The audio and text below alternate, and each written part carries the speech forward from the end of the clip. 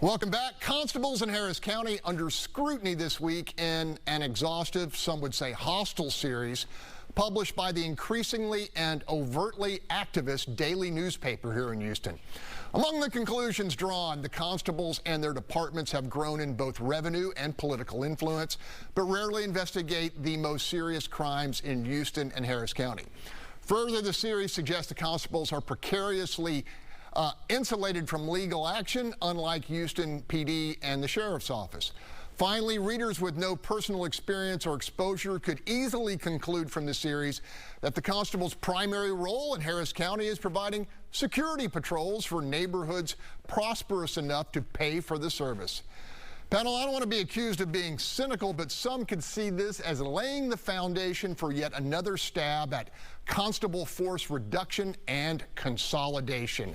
Bill, I've been eager to hear what you have to say on this. Well, as a lot of you know, I wrote for the Houston Chronicle for about 10 years before I ran for mayor, and frankly, I'm just sickened at what the Houston Chronicle has become. It is no longer an objective newspaper. It is a political agenda machine over there. By the way, almost nobody on staff is from Houston anymore. When I worked there, Jeff Cohen was the editor who went to Bel Air High School. You know, we brought in all these people from all around the country. The vast majority of the staff lives inside Loop 610, which represents 10% of the county.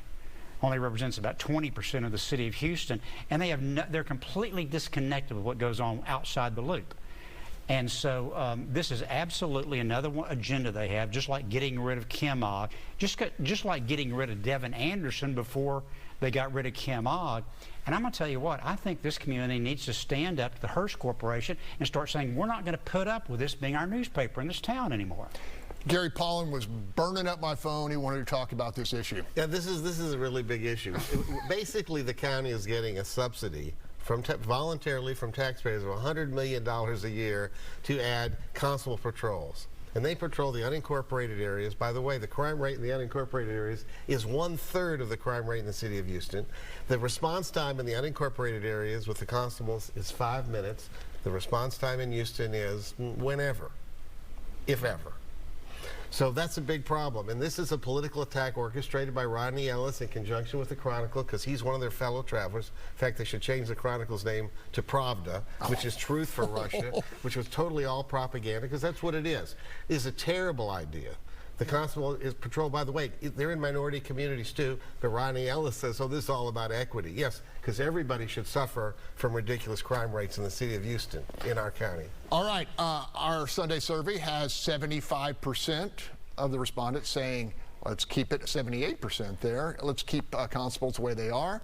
22%, let's consider merging them.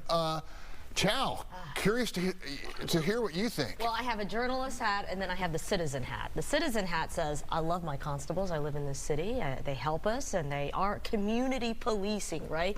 If you need something, you can call them. If you, and we can't do that with Houston Police in the city of Houston, but we can do that with our constables who we have a relationship with in our neighborhood, and they're doing good work.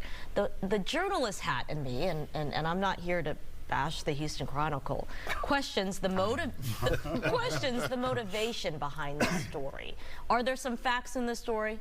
Perhaps. But what is the motivation? What's the ulterior motive here? Holly, I can't help but remember Constable Heap, who is a really tough guy, on the verge of tears after losing 2 constables in an armed conflict ambush. You know, and this kind of suggests that these guys are a bunch of Barney Fives rolling around doing security. You live in unincorporated Harris County. That's right. So I'm out in one of these areas. I live in Constable Heap's precinct, and so that's all we ever see out there. And we see those guys, they do respond to our calls, and they are engaging in that community policing that we say we want police to do, and they serve as deterrents to crime in those areas. Hence the crime rate is lower out there in those parts of the county.